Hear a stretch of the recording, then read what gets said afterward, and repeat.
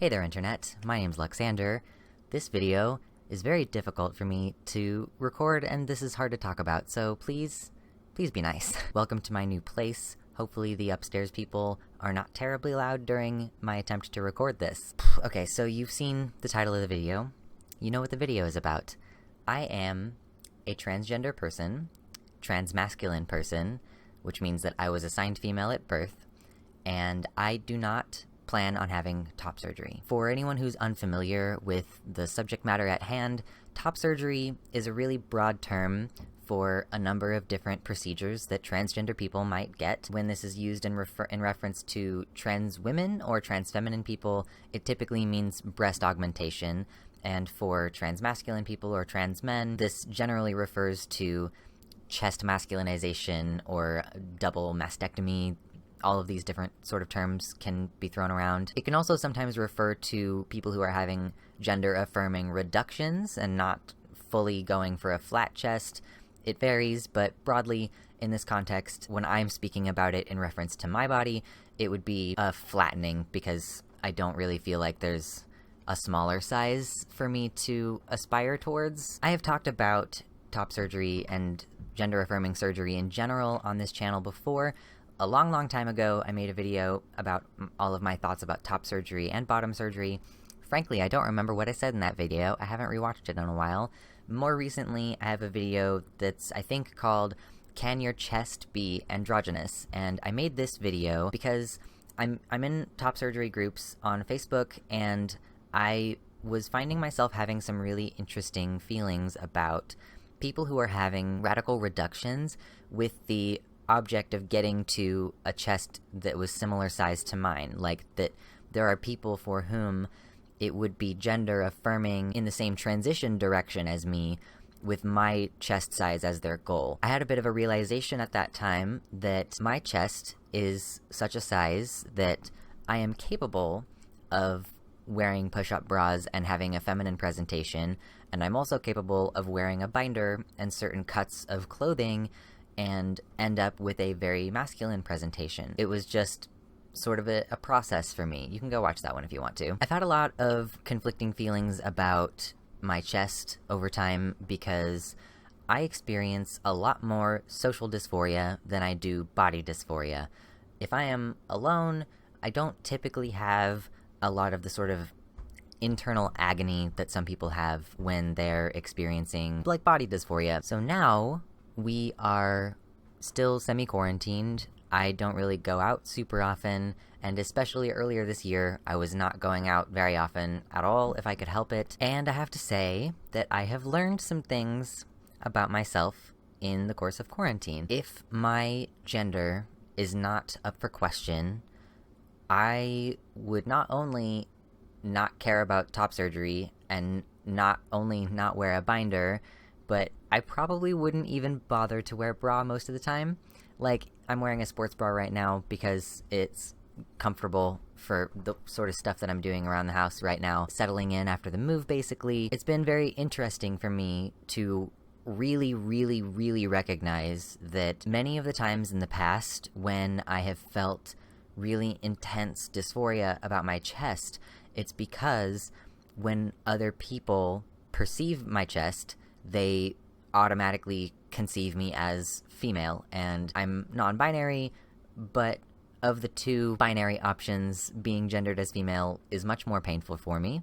I think that many trans people have a sort of experience where they're much more hurt by being misgendered as their assigned gender than any other gender, basically. What I have come to learn about myself during this quarantine is that I don't feel that my chest makes me inherently feminine or obviously doesn't make me a woman. I haven't felt like that ever, maybe. I'm capable of conceiving my body as a non-binary person's body, and I don't feel internal pressure to change my chest.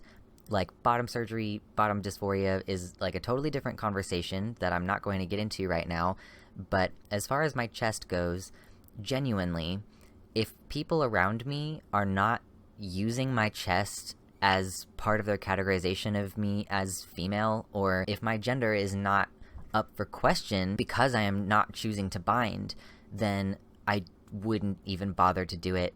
Like, binding is uncomfortable and it is hot because you're wearing an extra layer of clothing. Like, there are a lot of things about binding that are physically unpleasant. My ribs have started to feel hurt sometimes, and my spine hurts sometimes from binding, like a lot, because when I am in public, it is the only way I can reliably not be constantly gendered as a woman, which is the ultimate thing I want to avoid. So it's entirely possible that because of these external pressures, which will always exist for my entire life, it's possible that those pressures will end up becoming overwhelming compared to my neutral to positive feelings about my body. Personally, privately, I have feelings about my chest. Not only do I not hate it, I kind of like it.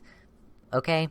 And that does not make me any less trans. It doesn't make me any less transmasc. I still want to inhabit a social role that is very non-binary, leaning on the masculine end of the spectrum. I think that for myself, and maybe for some of you who are watching, it might be kind of an important, powerful thing to claim as something that I can have and not hate myself for. Genuinely, I don't feel like anyone has to have surgery in order to validate their trans identity. That's one of the crux problems I have with trans meds, is that they tend to have this belief system like you must transition in every way that is currently accessible to you in order for you to qualify as trans, and that is wildly contrary to my experience and the very obvious lived experiences of other people, which I can observe. If it wasn't for the overwhelming social pressure, I probably wouldn't even spend as much of my time as I do thinking about top surgery and learning about different methods and pedicle sparing techniques and all of this stuff. Pedicle sparing is when they don't snip the nipple stalk so that you can retain, hopefully, your sensation. Doesn't always work, but it is generally thought to be better than just having nipple grafts. Anyway, and when I say social pressure, I'm not just talking about the social pressure of being misgendered by people. I am also, like, the reason that I'm so nervous about making this video is because there are people within my own community, trans people, who I would always stand up for their right to do whatever they wanted, who I would always defend as far as their existence as trans people goes. Like, there are people in this community who already think that I'm a transgender for having a non-linear experience with hormones, like going on and going off and going on. Those people are much more of a threat to me, like, mentally. The damage that is done by those people and their disapproval is, in some ways, worse than the damage of being constantly misgendered by cis-het society, you know what I mean? Like, my goal on YouTube and with this channel and with a lot of my online presence has always been to try to make people feel like this is what it looks like to be trans and be content and happy with that, or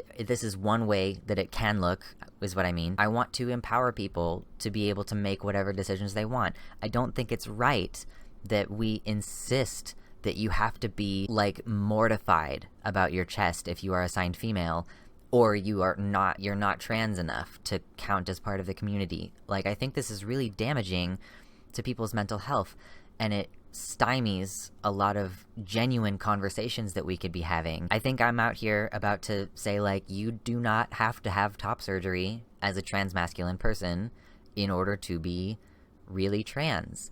That is a huge investment of money. You're putting your body through something traumatic, and if you feel pretty okay about your chest already, like, you could be inviting more problems. I like my chest enough that it's possible that if I got top surgery later down the line, that I would end up remorseful, at least in some ways. It would make my life easier. Like, undoubtedly, it would make my life easier. That is a fact. However, I don't think that I'm willing to go that far, basically to make other people less shitty to me. Like, I don't know how else to put this. My comfort in my own body is more important to me than how other people perceive my body. And I think that a lot of binary trans people feel that exact same way about the fact that they are going to get surgery. There are TERFs out there who will tell you that you've mutilated your chest But that doesn't matter to you. What matters to you is that you feel comfortable and whole in your body. I, as a non-binary person, have very different feelings about my body than a binary trans man would. Thinking of you, Calvin. My transition as a non-binary person has been very non-binary.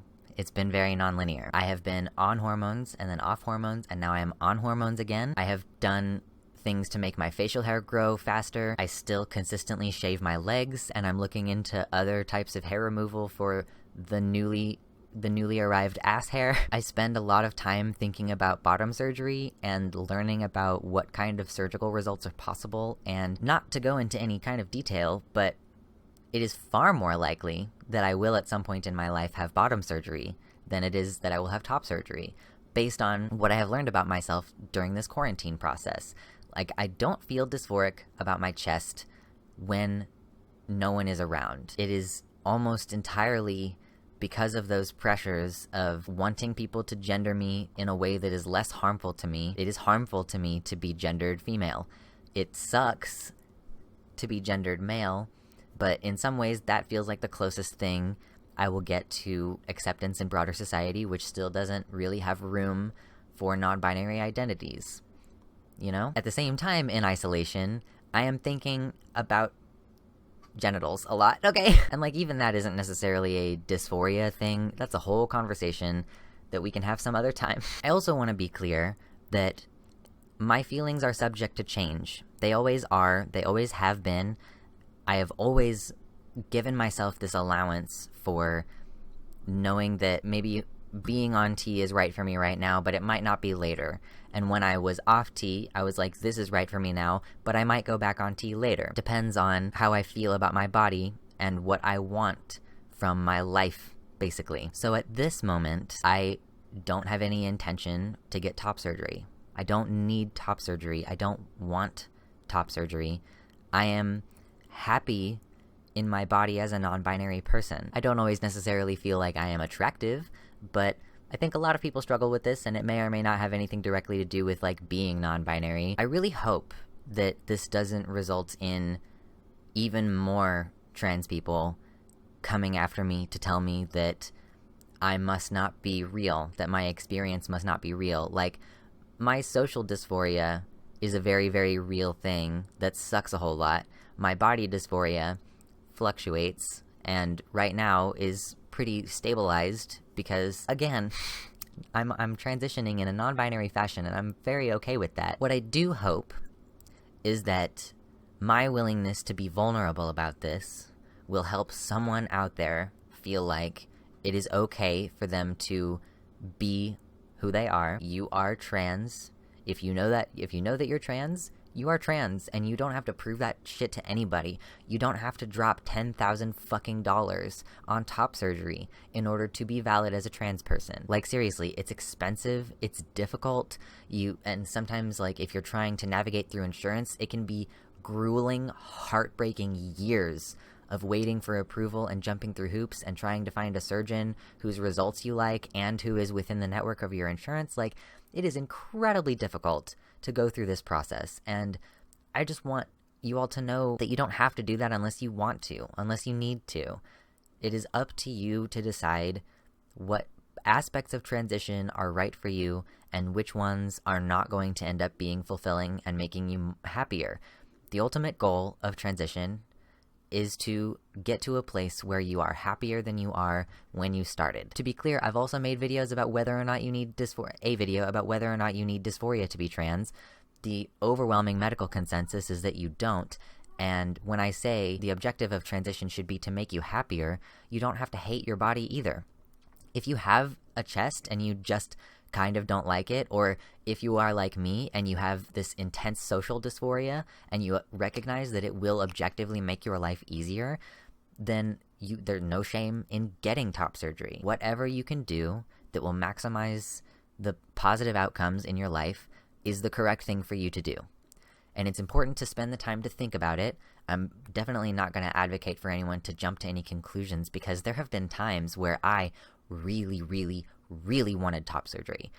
Again, for primarily social dysphoria reasons, like, oh my god, all of these people will not stop fucking calling me a girl and I'm already on hormones. Like, it feels like there's nothing else I can do except get top surgery. I gave myself the allowance to have that feeling and to wait to see if that's really, really, really how I felt. I don't necessarily advocate that you have to have that kind of level of restraint about getting hormones, but with something like top surgery, which would be very difficult to reverse, like, you can, but part of what you're doing is removing this excess skin, so putting something back in there can be more difficult afterwards. Like, surgery is definitely something that you need to think about and consider strongly before running into it, and you don't have to do it. You will probably still not see my chest in videos. Like, this is probably the shot angle I'm gonna end up sticking with in this environment. I'm not sure.